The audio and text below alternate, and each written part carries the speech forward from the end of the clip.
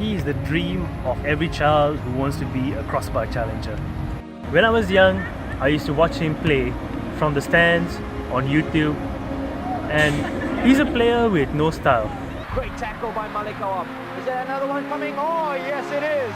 And now the break is on for Singapore. Rafi Ali and Fandi Ahmad still up front. Malik holds play up very well.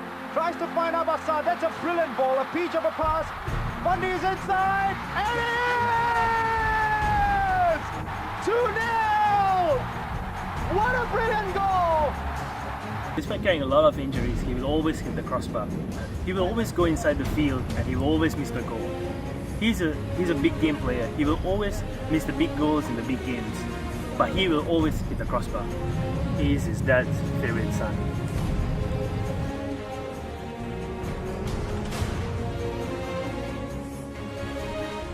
Rolling. What's up guys? My name is Hanif. And I'm Dil, and welcome to the usual football round. In this episode, we're going to be talking about one match and one match only. The League Cup special. Guess who's a little more excited than the other person for this one? As you guys may already know, Warriors FC made it to the finals. They're going to be playing against Albirex Niigata. Right.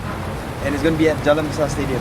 Right, that's right. And it's going to happen on Friday at 7:30 PM, the usual kickoff time. And I am going to be there, so if you are in the neighborhood, just drop me a message, because this is a big match. This is a cup final, so there's going to be a lot of excitement there. We would love for everyone to just come and join us and enjoy the fun.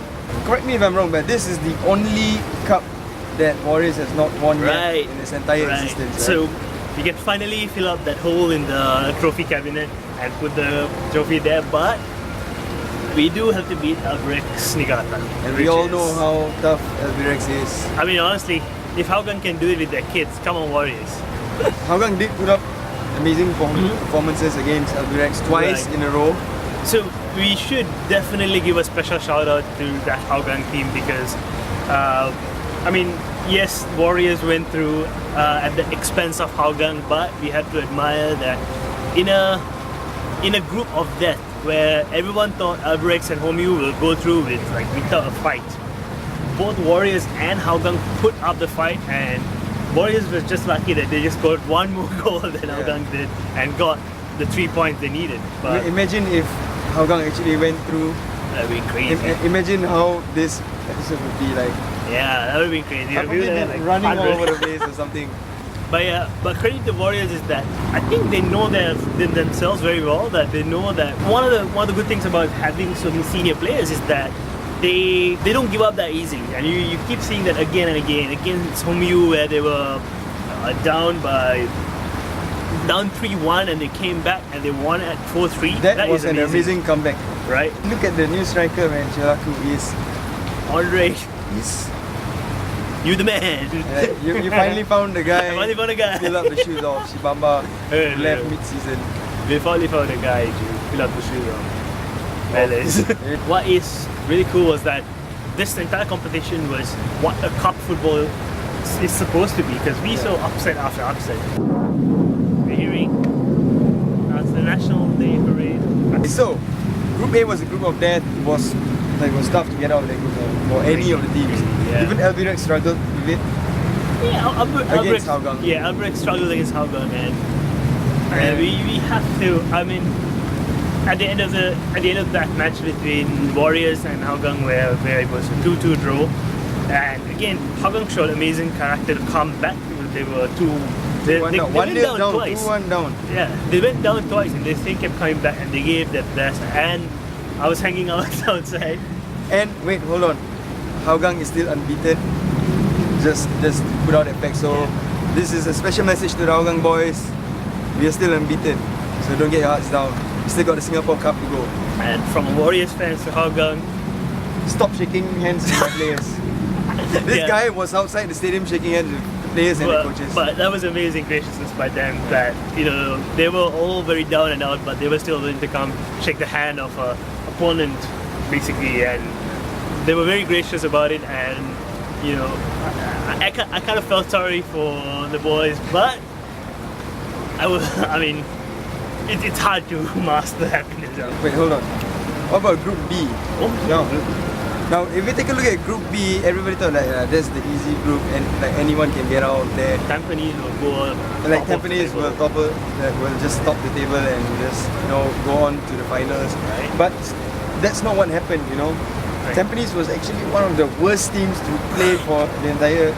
They lost to Balestier League Cup. 3-0, didn't they? I'm not sure about that. But I think the last match was Balestier. They lost to Balestier 3-0. They had a dead rubber match against Balestier and they lost 3-0.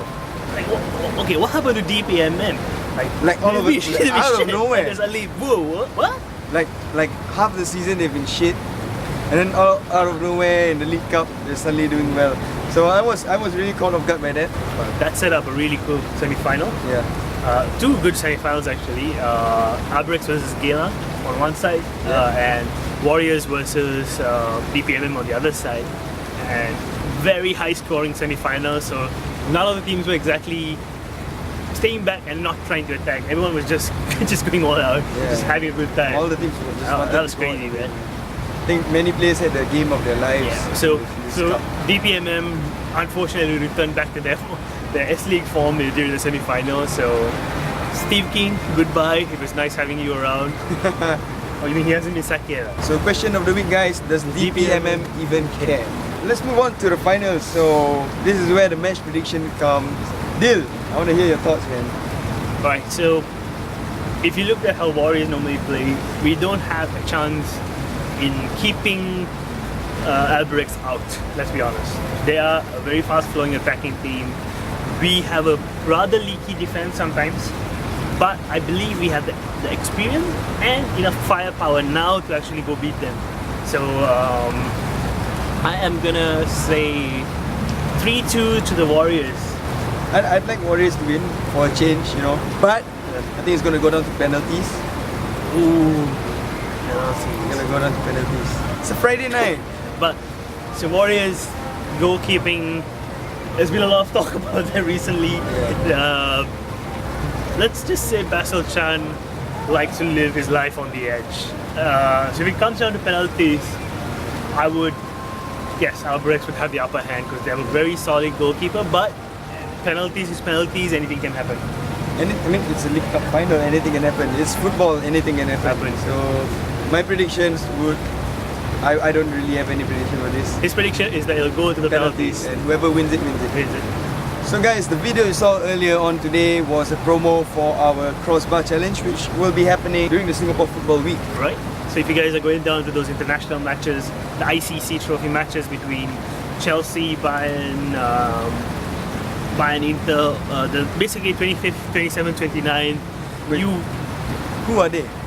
Some small teams from England. So look out for us at the fan zone, and we're going to be having crossbar challenges where you can represent your favorite local team. If you do come down, we might have some special things to give out for you guys, and we might have a big scoreboard where you can actually score for your club. So I'm guessing Hougang is gonna win. that because if the Wolves come down, no one has a chance unless I keep taking it for the Warriors. No, only one kick we got. Yeah, and also I can't hit the crossbar, so you know who can hit the crossbar? The entire Geylang international football team on penalties. that was sad. That was a sad game. Yeah, sad. I thought that they could go through, but that was a sad game. Yeah. Next week we'll come back with our usual S.League stuff because the S.League is finally returning. We will miss some predictions for a couple of matches because the S.League is going to come back right after the League Cup final is done, and we are preparing for the football week as we said. So it's we're going to be pretty busy. Yeah. So football will be slightly different before we come back to our S.League stuff.